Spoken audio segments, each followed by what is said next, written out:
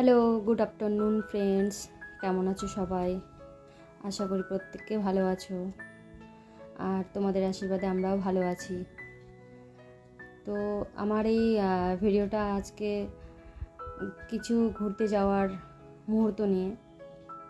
তো যারা আমার মতো ভাবছো যে একদম নতুন কীভাবে কী নিয়ে আমরা ভিডিও করব বা ভিডিও ছাড়বো, তো তাদেরকে আমি একটাই কথা বলবো, আমরা বাড়িতে যে সমস্ত কাজ করি বা যেখানেই যাই না কেন, ঘুরি, ব্লগ বা ট্যুর ব্লগ, যে কোনো যা কিছুই করি না কেন, সব কিছু আমরা একটা ক্যামেরা বা ফোনের মাধ্যমে সেটাকে সেভ করে বা ভিডিও করে সেটা এডিট করে আমরা ছাড়তে পারি।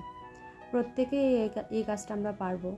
যদি কারোর ভয় থাকে যে আমি নাচতে পারি না, আমার মতো যেরকম আমি নাচতে পারি না, গান করতে পারি না সেরকম, তো আমি যেটা ভালো পারি তো আমি সেটাই করছি। আমি যেরকম বাড়ির কাজ পারি, রান্নাবাড়ি পারি, একটু ঘুরতে ভালোবাসি মাঝে মধ্যে, তো আমি এগুলোই সাধারণতভাবে ভিডিও করে তোমাদের সামনে তুলে ধরার চেষ্টা করি।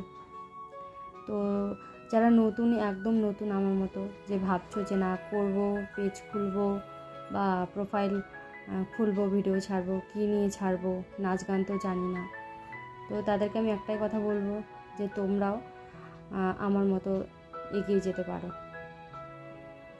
যে ভিডিও ছাড়লেই যে সাথে সাথে লাইক, কমেন্ট সব কিছু আসবে সেরকমটা কিন্তু নয়।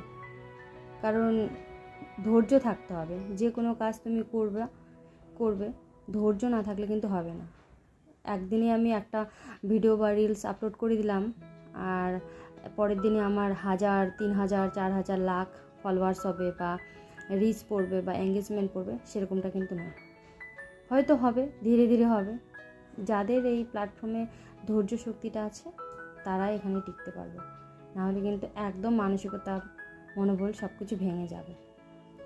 তো ধৈর্য ধরে এখানে কাজ করতে হবে বন্ধুরা। তো তোমাদের যদি মনে হয় যে না তোমরাও কিছু করতে চাও, ইনকামটা বড় কথা নয় আমার হিসেবে, ইনকাম সাথে সাথে আসে না, আগে নিজেকে সেই যোগ্যতায় তৈরি করতে হয়, তারপর তোমার সেই জায়গা থেকে তুমি ইনকামের আশা করবে যে কোনো কাজ। তো ভালো থেকো বন্ধুরা, আজকের মতো এখানে শেষ করলাম।